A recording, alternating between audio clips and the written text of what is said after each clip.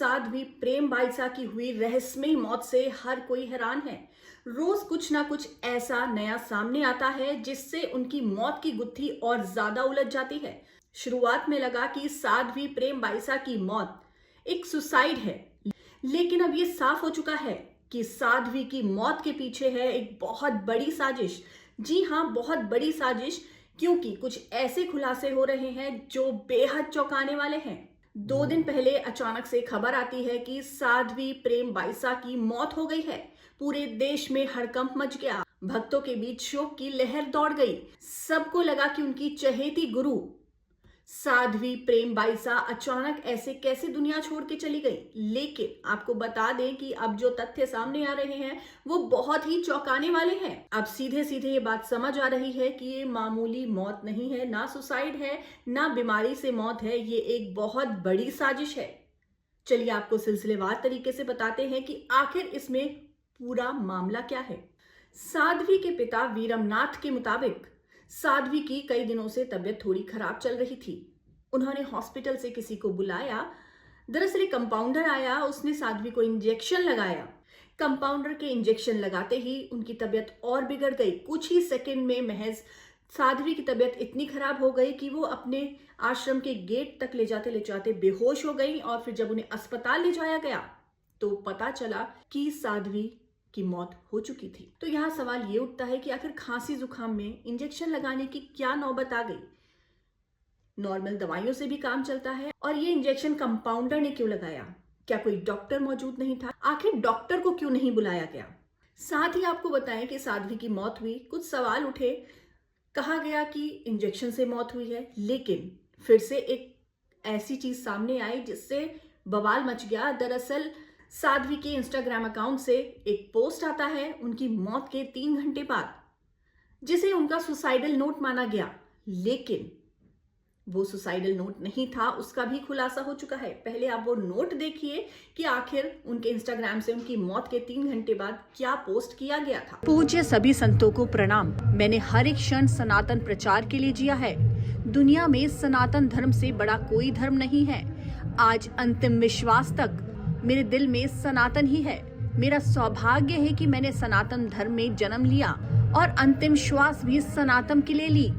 मेरे जीवन में आदि जगत गुरु शंकराचार्य भगवान, विश्व योग गुरुओं व पूजनीय संत महात्माओं का हर पल आशीर्वाद रहा। मैंने आदि गुरु शंकराचार्य और देश के कई महान संत महात्माओं को लिखित पत्र लिखा, अग्नि परीक्षा के लिए निवेदन किया, लेकिन प्रकृति को क्या मंजूर था। मैं इस दुनिया से हमेशा के लिए अलविदा ले रही हूँ, लेकिन ईश्वर और पूज्य संत महात्माओं पर पूर्ण भरोसा है। मेरे जीते जी नहीं तो जाने के बाद तो न्याय जरूर मिलेगा। इस पोस्ट के सामने आने के बाद से ये लगने लगा कि आखिर साध्वी की मौत के 3 घंटे बाद ये कैसे सोशल मीडिया पर पोस्ट आया है। क्या कोई और उनका अकाउंट हैंडल कर रहा है? तमाम सवाल खड़े हो गए। सस्पेंस बना रहा तब तक, जब तक कि साध्वी के पिता उन्होंने आकर बोला नहीं। साध्वी के पिता ने रोते रोते कहा कि ये पोस्ट मैंने अपने ड्राइवर से करवाई थी, क्योंकि उनकी बेटी को कहीं ना कहीं इंसाफ चाहिए था। मरने से पहले वो यही कहती थी कि मुझे इंसाफ चाहिए। अब आप सोचेंगे इंसाफ किस चीज का, तो हम आपको बता देते हैं। पोस्ट में भी जिक्र है इस चीज का। दरअसल 2025 जुलाई 2025 में एक वीडियो वायरल हुआ था साध्वी और उनके पिता वीरमदास का, जो उनके गुरु भी हैं। तो साध्वी और उनका जो आपत्तिजनक वीडियो वायरल हुआ था, उस पर काफी बवाल मचा था। लोगों में हड़कंप मच गया था कि एक साध्वी होकर अपने पिता के साथ ये किस तरह का वीडियो उनका सामने आया है। इस वीडियो पर बवाल मचा। बाद में साध्वी का बयान आया, सफाई आई कि वो उनके पिता हैं और एक पिता अपनी बच्ची को जैसे लाड करता है, दुलारता है, ये वैसा ही दृश्य है। लेकिन कुछ लोगों ने उन्हें ब्लैकमेल करने के लिए इस वीडियो को एडिट करके वायरल किया, जिससे उनकी छवि खराब हो सके, उनसे वो पैसे ले सके। जय श्री कृष्णा, राधे राधे। आज किसी ने मेरा वीडियो एडिट करके वायरल किया है। जब एक बेटी दुखी होती है ना, बेटी के जीवन में कोई दुख आता है, संकट आता है, तो एक पिता सबके सामने अपनी बेटी को गले लगाता है और ढाढ़स बंधवाता है कि बेटा कोई बात नहीं, चिंता मत करो, सब ठीक हो जाएगा। और पास में ही खड़े किसी व्यक्ति ने वीडियो बनाया, उसको एडिट किया। आज से 3-4 साल पहले एडिट करके हमें भेजा और धमकी दी कि 20 लाख रुपए लाओ, पैसे दो वरना वीडियो वायरल करेंगे। तो हमने जोधपुर में बोरनाडा पुलिस थाने में रिपोर्ट दर्ज करवाई और पुलिस ने बकायदा कार्रवाई की और उस व्यक्ति को अरेस्ट किया, जेल में डाला, कोर्ट लेके गए। तो इसके परिवार वाले आए और कहा कि बच्चा है, गलती हो गई, आप माफ करो। तो हमने उसको जमानत दिलवा दी, कोई बात नहीं, गलती हो जाती है।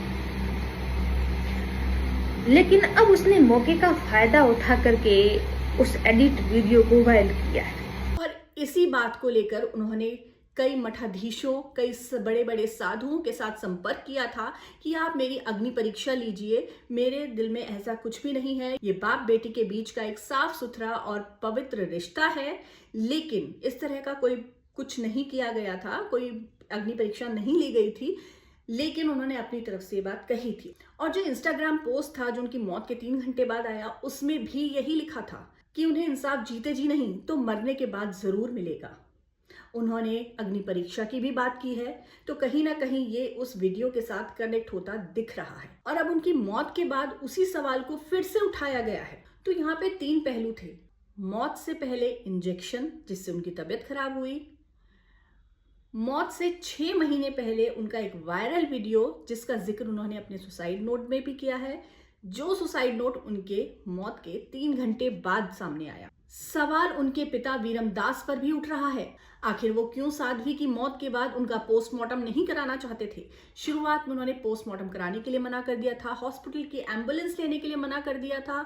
साथ ही उन्होंने एक बयान दिया जिसमें उन्होंने कहा कि मैंने अपने ड्राइवर से वो पोस्ट करवाया था उनकी मौत के बाद।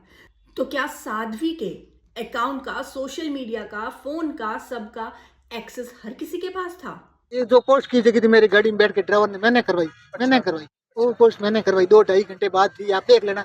ये बहुत ही अटपटी सी बात है, क्योंकि अगर किसी बाप की बेटी इस तरह से चली गई हो दुनिया से और वो अपनी बेटी को ना देखकर पहले सोशल मीडिया पे पोस्ट करा रहे हैं, तो ये कहीं ना कहीं सवाल खड़े कर रहा है। और दूसरा, जब उनकी मौत से पहले वो इंजेक्शन लगा तो आखिर डॉक्टर को क्यों नहीं बुलाया गया? कंपाउंडर क्यों आया? और सर्दी खांसी में क्या इंजेक्शन देना जरूरी था?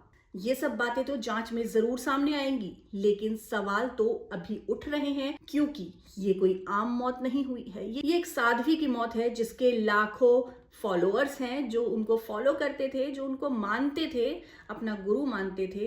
तो देखना होगा कि आखिर कब तक ये मामला सुलझेगा, क्या सच्चाई आएगी, क्या कहीं ये उनके फादर द्वारा ही किया गया कोई षड्यंत्र तो नहीं है, या फिर आश्रम के अंदर ही कुछ ऐसा चल रहा था जिस वजह से साध्वी की जान ले ली गई। जी हाँ, जान ले ली गई कि अब ये साध्वी की मौत नॉर्मल नहीं है, कुछ ना कुछ गड़बड़ जरूर है, जिसका खुलासा जल्दी ही होगा। एसआईटी की टीम गठित कर दी गई है इस पूरे मामले की जांच के लिए। फोन कॉल, सीसीटीवी फुटेज सब कुछ खंगाला जा रहा है। ये भी देखा जा रहा है कि आश्रम के अंदर क्या कोई फाइनेंशियल डिस्प्यूट था, प्रॉपर्टीज को लेकर क्या कुछ मतभेद था। आखिर अब हर एंगल से इस मामले की जांच होगी, तो देखना होगा कि आखिरकार साध्वी का अपराधी कौन है।